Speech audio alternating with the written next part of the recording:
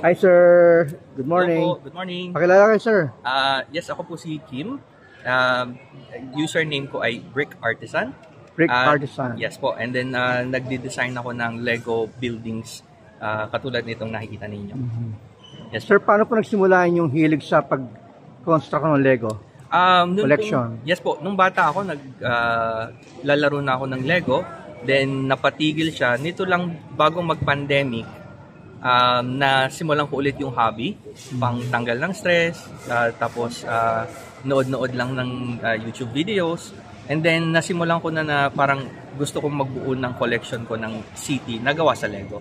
That was during your, mga binata pa kayo sir? Or? Hindi po, nito lang po 2020. Nung nagkaroon po tayo ng lockdown, pandemic? Oo, walang magawa sa bahay, so doon napunta yung oras sa Lego. So yung iba, naging plantito. Yes. Plantita, kayo naman, brick tito. Yun po.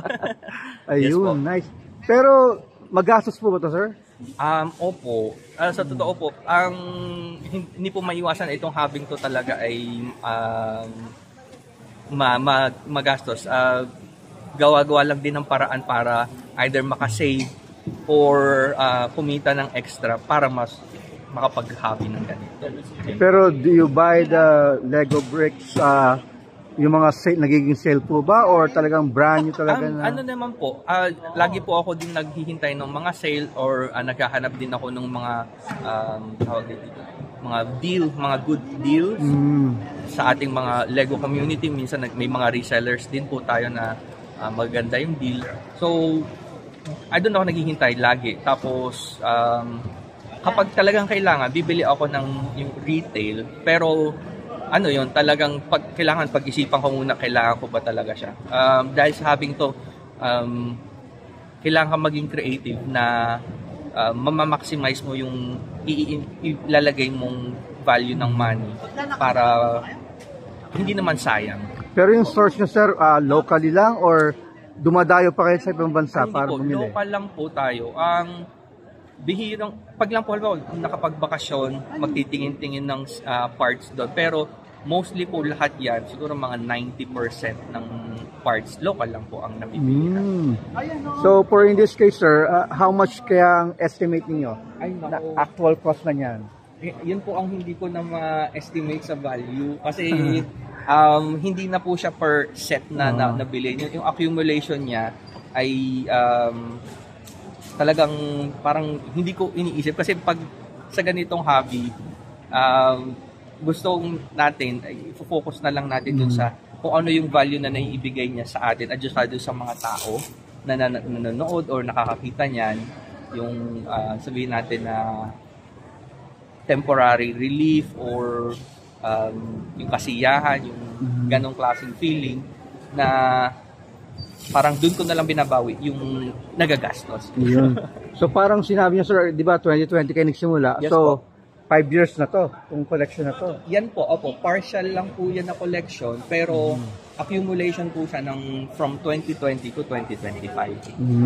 Nice. So meron na po kayo sir, no? With kids? Hindi po, single po. Single pa? Yes po. Kaya po ito yung mga baby. Sabihin na natin, ito na yung baby ko. Dito ko na napunta yung tuition fee at saka baon.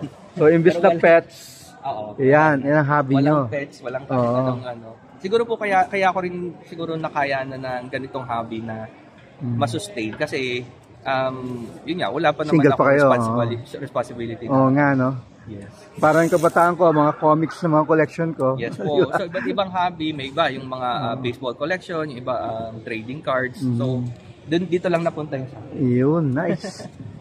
Pero in this case, ito sir, like you said kanina, hindi to for sale. Yes po. Only for display. Yes po. Ang mismo po niyang bricks ay hindi for sale. Yung manual niya, yung instructions for the building, yun po yung available for sale. So, pwede po, halimbawa, ibang builders, ibang Lego enthusiasts, bibilhin nila yung set or yung parts, kokolektahin nila, and then, bibili sila ng manual instructions sa akin, and then, pwede na nilang buuin yung buildings na yan. So, could you rebuild the price na po, sir? Iba't iba po siyang price. Meron po kasi na parang ang tawag dito, meron 250 kapag maliit lang na set, meron 500 kapag medyo malaking set yung manual.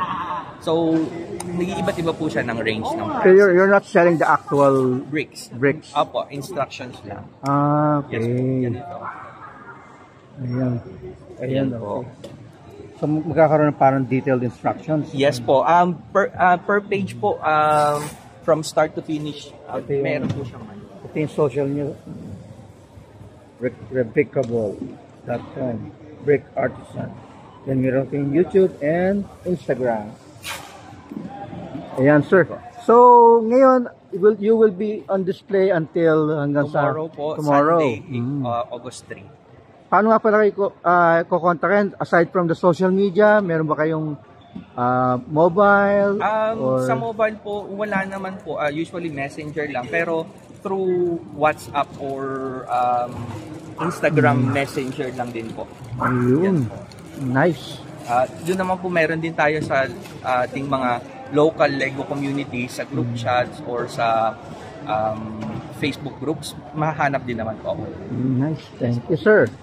Ganda. Thank you po. Ganda pala.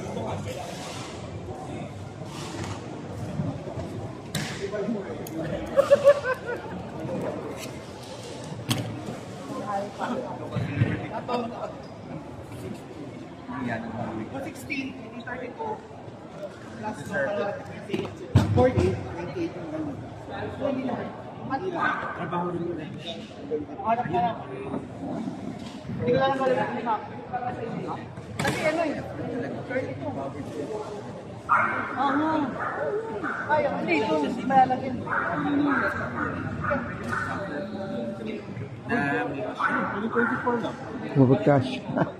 Dati nag-Netflix sila. Tapos kinapost